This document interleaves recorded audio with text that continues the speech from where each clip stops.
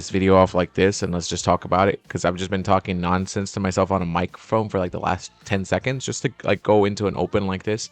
But here we are in this one, in this November 18th of 2005 game. Yeah, I'm not trying to move it day by day. I am putting some games out there, full length games, half length games. Like right now I'm recording the Pistons and Spurs game, and right now you saw that there's an injury right now to the Bulls, losing their starting point guard right now in Troy Hudson. And now the game wanted me to put Charlie Ward, but I want to put Chris Duhon in for the Bulls and see if we can make Duhon that future starting guard for the team. Don't get me wrong, Charlie Ward's great, but he's not the future point guard for the Chicago Bulls, and it could be Chris Duhon, but we won't know until we give him a try. And so we're going to put Chris Duhon in the starting lineup and see if he can come up out of nowhere and do his business. In this game right here, we have the Pacers and the Magic right here. We do a sim right here, but we'll actually jump into this game because this game does go into double overtime for Orlando. Orlando with Tracy McGrady and the Pacers with Jamal Tinsley and Jermaine O'Neal trying to lead this team to a win here tonight at home. But T-Mac trying to pull something out of his ass right there. And here we go. Let's see what happens with the Magic. Trevor Ariza with the ball right now. Ariza originally was he started in my series with the Nets. He got drafted but got traded away. And look at Al Harrington with the shot there, but a rebound there by Chris Humphries. Chris Humphries on the Pacers. There is Raymond Felton, who got picked up by the Magic in the draft, and trying to give T-Mac a point guard here as Trevor Ariza with the ball. Webster, what can Webster hit right here? And Ariza trying to drive it in back to McGrady, and that's the one thing for the Magic. Everything has to go to McGrady, and I think that's what's hurting them. It helps them because he gets crazy numbers and helps McGrady, but the rest of the team looks to him for everything. And tonight, Jamal Tinsley in this 2 overtime game has got himself quite the game. 18 points, 12 assists. Now it's 19 points now with 12 assists. And going to make this free throw to win the game. Oh, no. No. But there is a violation. And who's going to get the ball here? Is it the Pacers?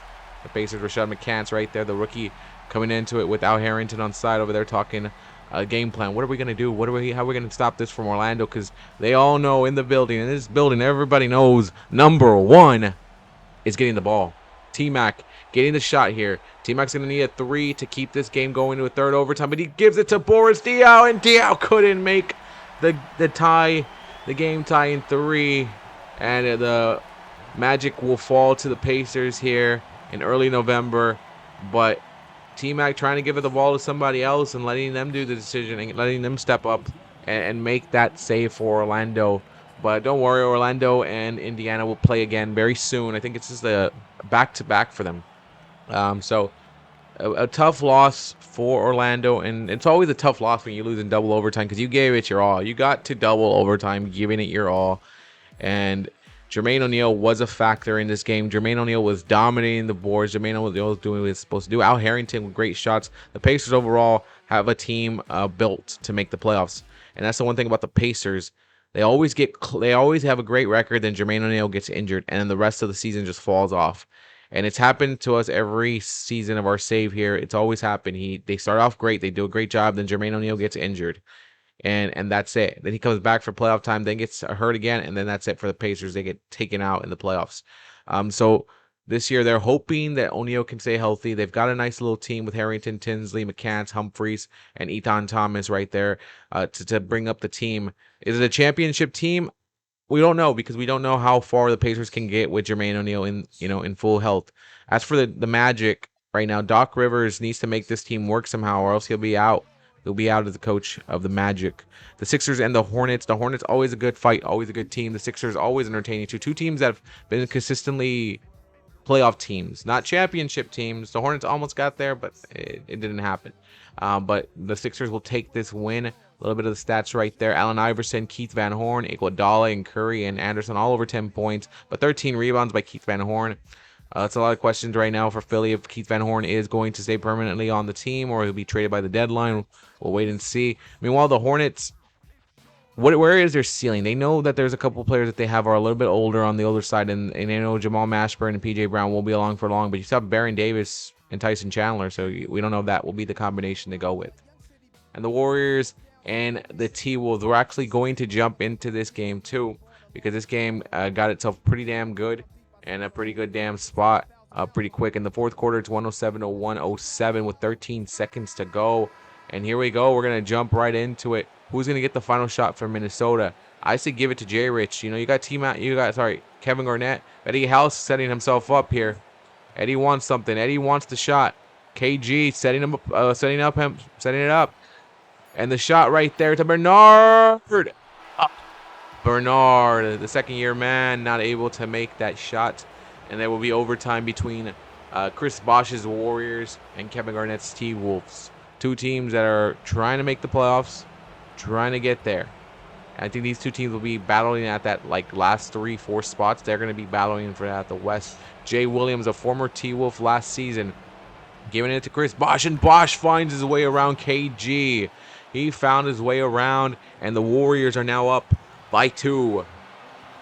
With less than a minute to go, 55 seconds on the clock. KG stepping up, and KG tells Bosh, you want to go? Let's go. And that's how you step it up right there. Now Jay Williams bringing it down here. Back to back, and Chris Bosh wants to play a game with KG, and he misses that as maybe KG did disrupt that shot. Now Eddie House again with the ball to Juan Dixon, the free agent pickup at point guard for them. Since Jay Williams left, they went and got Juan Dixon, but he couldn't make the big shot. And now Jason Terry, giving the ball away as Dixon, the free agent pickup, comes up. And here comes another free agent pickup, Jason Richardson. Jay Rich with a huge dunk to put Minnesota up. As he puts the T-Wolves up right here. And it's going to come down. The pressure now comes down to the Warriors. Can they step it up? Can they figure this out here right now and force a second overtime? Are we about to get 2 double overtime games here in this video? Jason Terry looking for a screen. Chris Bosh, as they're wasting a little bit too much clock, but if anyone can take a shot and make it, could be Terry giving the ball to Chris Bosh back inside the center with KG, and KG playing him, and look at that. KG's like, I gave you the first one. The next 2 aren't that easy. And the T-Wolves will take a close call win here in overtime, edging out the Warriors by 2 points thanks to that man right there, Jason Richardson. The free agent pickup came up, and he's helping KG get wins. The T-Wolves trying to do whatever they can to keep KG in Minnesota, but KG wants to win, and this could be his last year. If he doesn't win tonight, he could be asking for trades. And Joey Bernard, no wonder he took the game when he shot. Motherfucker scored 26 points, and that's why he wanted the game when he shot, because he was feeling hot. But the kid got himself that, and you're looking at some of his stats over the year, this year, and he's been doing pretty well. He's been having a good year with the T-Wolves, and definitely maybe a quiet hero for this team, and maybe the guy that they need, and they need to keep him healthy. Garnett with 23 and 17, Jay Rich with 22, Eddie House with 20. Wow, this is if the Timberwolves can play like this every game, anything can happen. Jason Terry with 28, Bosh with 23, Dampier with 16, Antoine Jamison with 15. I don't know if Antoine wants to remain here or stay here with the Warriors because of Chris Bosh, but we'll have to wait and see.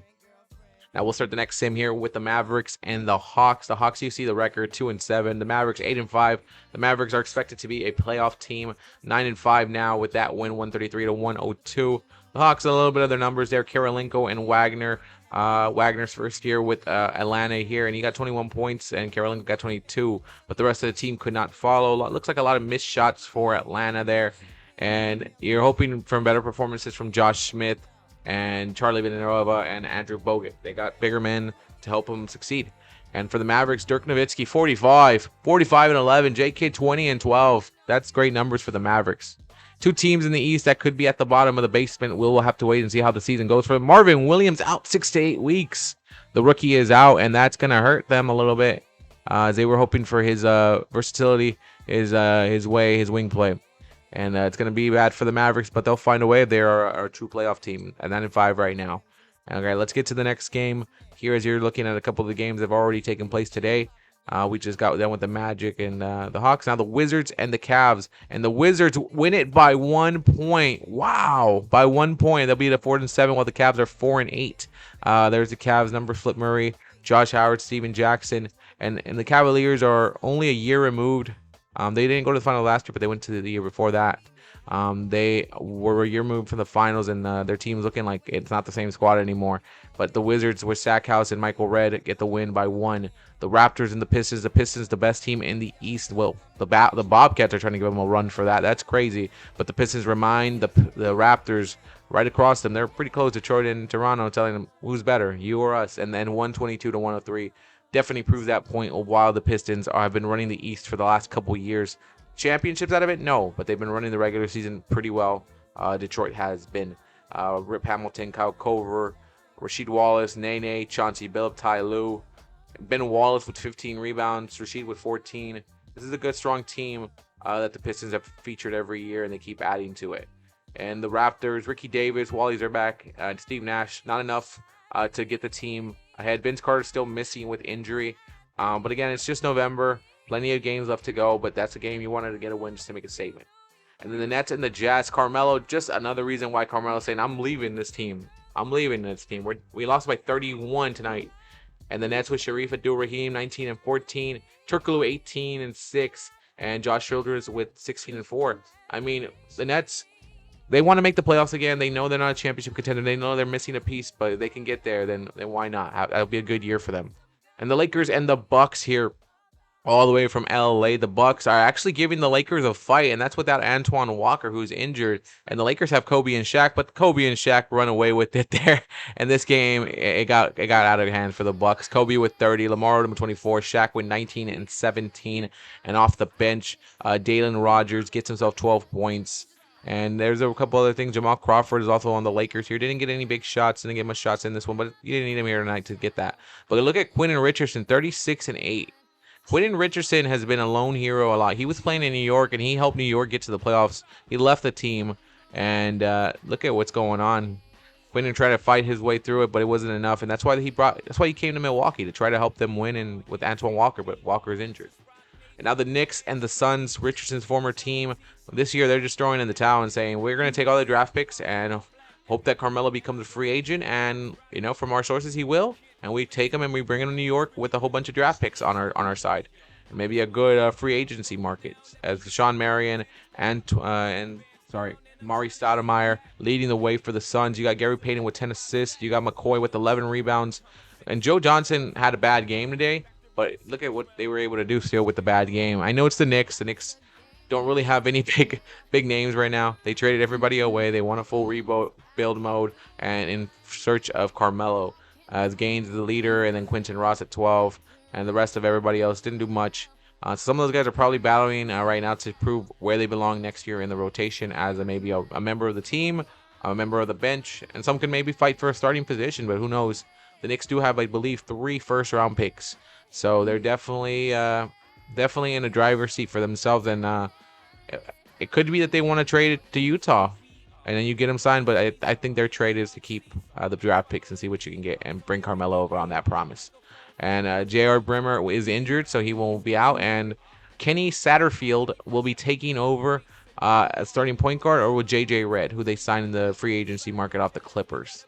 I think I'm trying to make this decision at the top of my head right now and see what's the right choice for the squad. I'm thinking about it. I'm gonna keep what it is and see how it goes. The Knicks are not gonna win a title either way this year, so it's just whatever. It's just to see where they feel it.